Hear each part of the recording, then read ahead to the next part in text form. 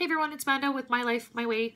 Today's Fit Friday is all about goal setting. So if you could do me a favor, go grab something to write with and something to write on, and then meet me back here. Pause if you need to, okay? So a lot of companies, when they're talking about goals for their employees, they use something called SMART goals, and it's something you might have used throughout your career. The acronym has different words depending on which corporate structure you're using, where in the corporate structure you stand, that kind of thing.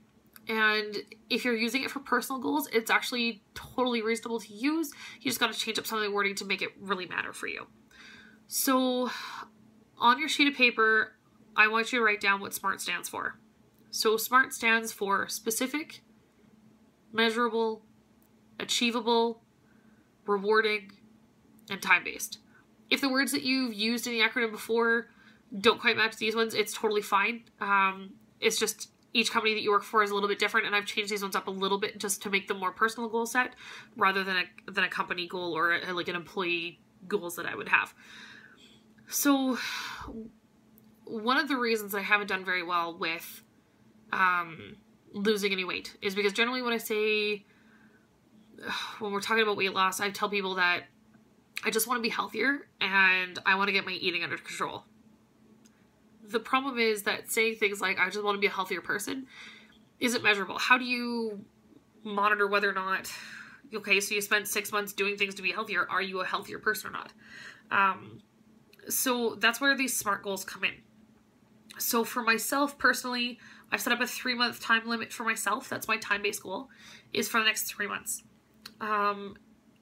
They're specific, they're measurable, they're achievable, and for me personally, they're very rewarding. So it will achieve the I want to be healthy and I want to get my food under control. It'll just do it in a way that's a little more structured and a way that I can actually tell whether or not I succeeded in my goal or not. So my first goal is I want to lose 10 pounds over the next 3 months. It's a little more than 3 pounds a month, which is a little less than about 1 pound a week. Your goal may be different. Your goal may not even be weight-based. That's totally fine. I'm just telling you about mine. If you're trying to lose weight, by the way, anything more than 2 pounds per week is too much. It can actually start causing damage and causing problems. So if you're setting a goal, don't go over the 2 pound per week mark. You're going to run into some issues, especially as women. We end up having like gallbladder problems and all kinds of stuff from losing weight too quickly. My second goal is I want to run 3 kilometers in 30 minutes. I got on the treadmill today. It was the first time in a lot longer than I like to admit to, but I used to run. I used to love running. And I'm actually really thankful to sort of get on it today and realize that I haven't lost nearly as much as I feared I was going to lose. In 30 minutes today, I ran 2.6 kilometers. So I'm looking at running about a half a kilometer more over the next 3 months in the same time span. So it just means running a lot more and walking a little bit less. I did download an app. I've been using it for quite a while. It's like a Couch to 5K app you can get on an iPhone or Androids. I found it was really helpful. It was only a couple bucks and it kind of keeps me on track. So it's kind of nice. I'm going to keep running with it and hopefully I'll get up to my 3 kilometers in 30-minute goal. And my last goal is I'm only going to try and go out for dinner once a month. My husband and I, he works out of town, so when he comes home for, 10 or 14 days at a time, it's hectic. Everything needs to happen all usually right in that time span. We have to see all the family in that time span. All of our shopping gets done there. And we end up making poor choices and eating out a lot. Sometimes it's 5-6 times in the 10 days that he's home for, and that's an exorbitant amount of food to go out for. Never mind it just being hard on the bank book, it's really hard on the waistline. So we're going to try and cut it down. Him and I have had some nice long talks about it. We're going to do 1 date night a month where we pick a restaurant and go crazy, do whatever we want to do. No hurt feelings on whether or not you order pasta or salmon. Like it shouldn't be an issue. But we're going to cut it down to 1 night a month that we go out together. The rest of the time we're going to try doing date nights at home where we're cooking at home, which we actually did this week. It was really nice. And I was talking to my sister, who's another person that I'm really bad for going out for dinners, for snacks, for coffee with.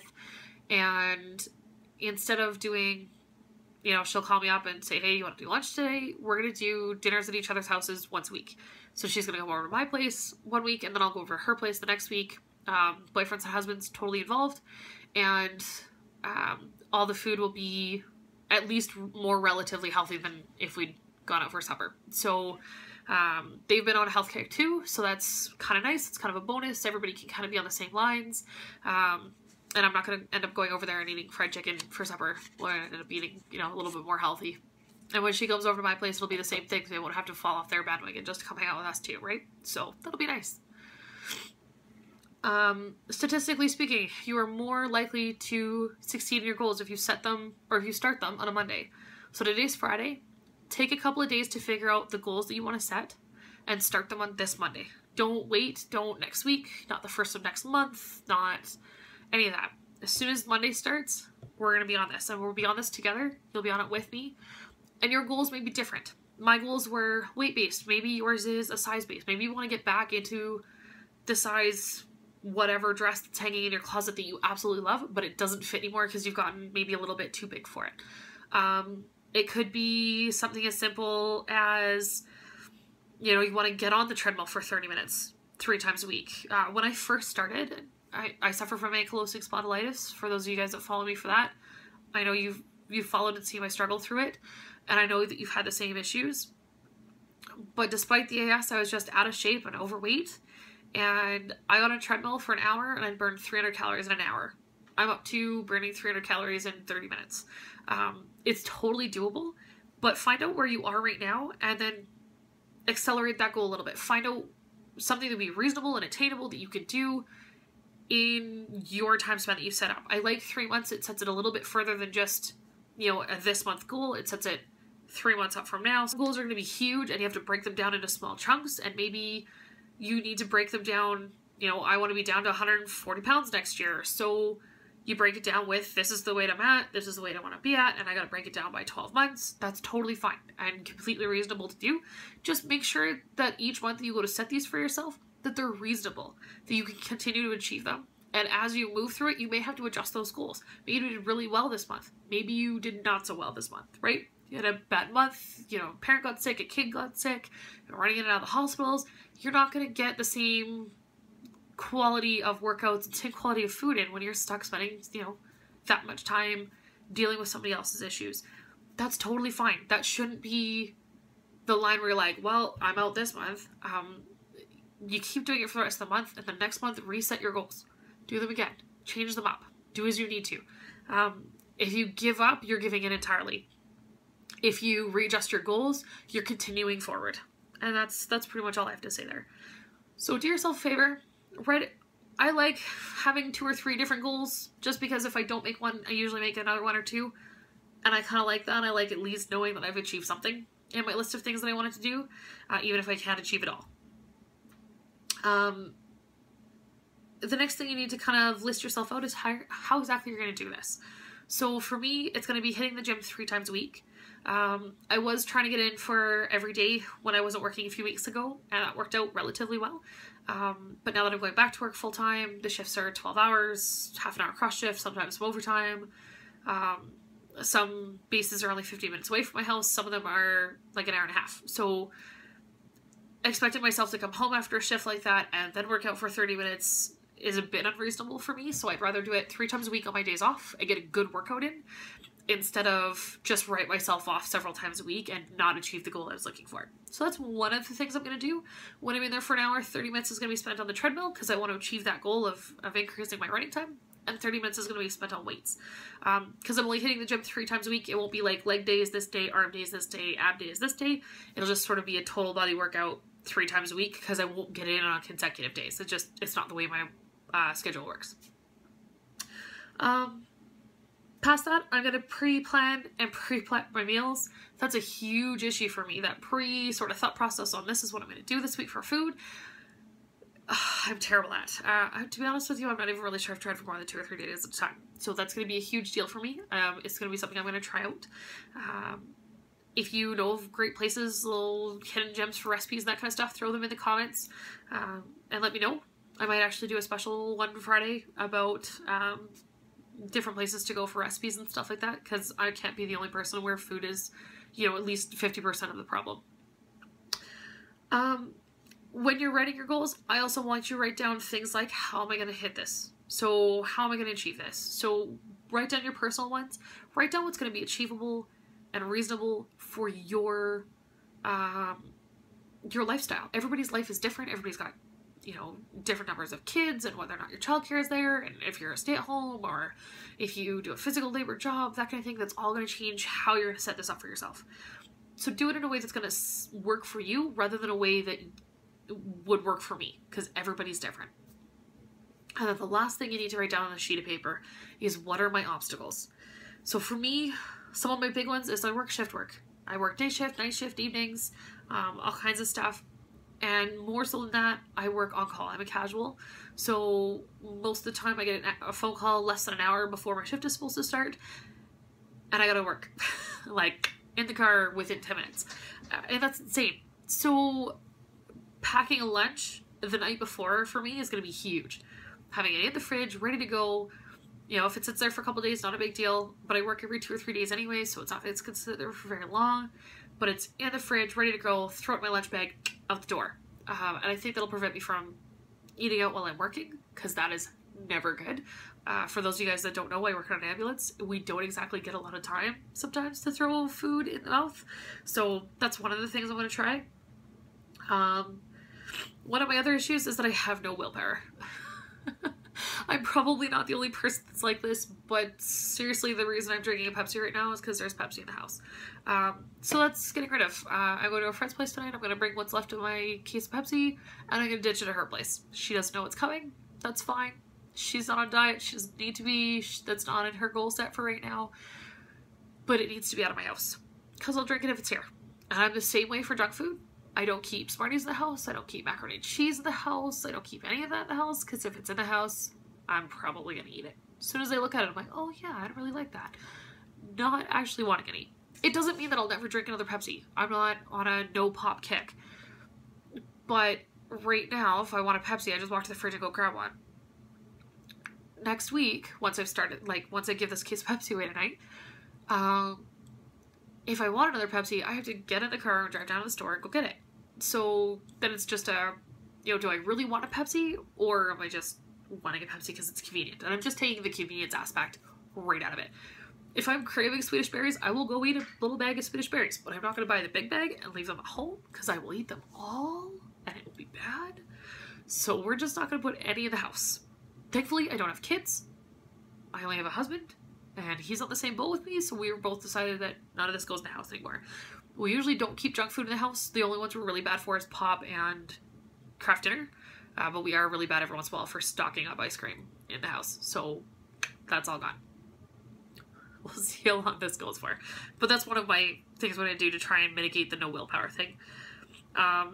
Another obstacle for me is I get hangry. I know I'm probably not the only person watching this that gets hangry. My husband doesn't suffer from this issue. He's never really understood it. But Lord love him, he deals with it. So if I haven't eaten in a while, I get hangry. And if I get hangry, I have to eat now. Like, I literally will shake you if you tell me that I can't have the food. So some things I'm going to do there is just making sure that if I'm going on a longer trip, I'm packing snacks. Packing lunches when I go to work is going to prevent some of that issue from happening while I'm at work.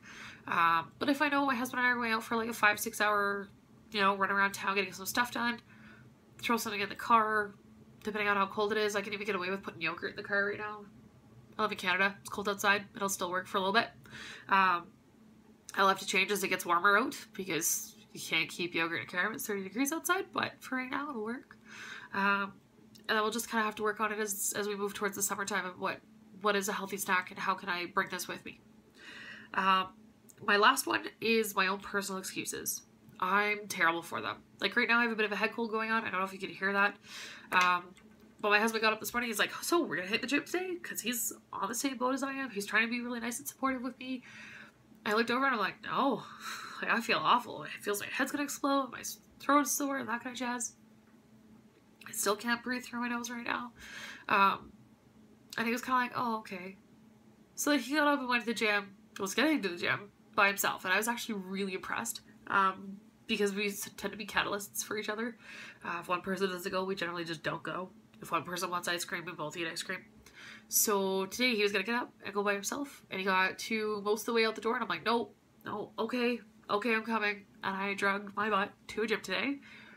30 minutes on a treadmill, 30 minutes on weights. And I actually did really well.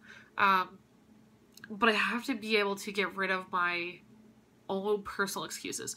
There are reasons sometimes that people won't hit the gym when they plan to. You know, I picked up an extra shift and I worked 12 hours that day. No, I'm probably not going to hit gym anymore. You know, you wake up at 3 o'clock in the morning and your kid's puking, it spends all day being sick and awful. You're probably not going to go work out that day. You know, somebody ends up sick and in the hospital or whatever, like those are reasons. But if it starts being just, I'm tired, I don't want to go, I'm feeling run down, I don't feel very good, those start to become excuses. And especially for me, I'm so bad for it. I don't know about you guys, but I'm terrible for it. And I'll turn a reason into a full-on excuse. And I have to get over that personally. I don't know exactly what I'm going to do. I don't know if I'm going to start like taping memes all over my room for like working out, that kind of stuff. And change always starts with you, that kind of stuff. I don't know. I don't know how I'm going to achieve that yet. If you have a better way, do me a favor, let me know. Throw in the comments. Let me know what you do to kind of overcome that. And like I said over this weekend, set a couple of SMART goals. Make sure they're specific, measurable, achievable, rewarding, and time-based. Not only the goals, but talk about how you're going to accomplish them and what your obstacles are and how you're going to overcome those obstacles. And then let me know. Let me know what your goals are. Let me know what your obstacles are. Let me know how you're going to achieve them. We're not alone. There's no way that what I'm going through is solely a me issue. Like, it can't just be me. There are other people here that are probably suffering from exactly the same problems. Especially the hangry one. I laugh every once in a while because nobody really talks about it. But as soon as it's mentioned, everybody's like, oh my god, yeah, totally. Totally know where you're coming from. So let me know how you deal with all that stuff. We'll share it around. We'll get a community going. And this will allow other people to draw off of your information and you to go back and draw off of other people's. So let me know how that goes. I will see you guys back next week for Fit Friday. Let me know if there's anything you want me to cover. If it's where to get recipes from, how to do the cooking. I don't know if you guys have issues with knowing how to cook, not knowing, what all the terms and stuff mean. A calories thing. If you guys need to talk about like workouts you could do at home with just your body weight and your furniture, let me know what you need, because that's kind of what I'd like to get out of this Fit Friday. Is something that I know is going to be valuable to you guys. So until then, keep strong, keep beautiful, keep working at it. You can do this. Talk to you guys later.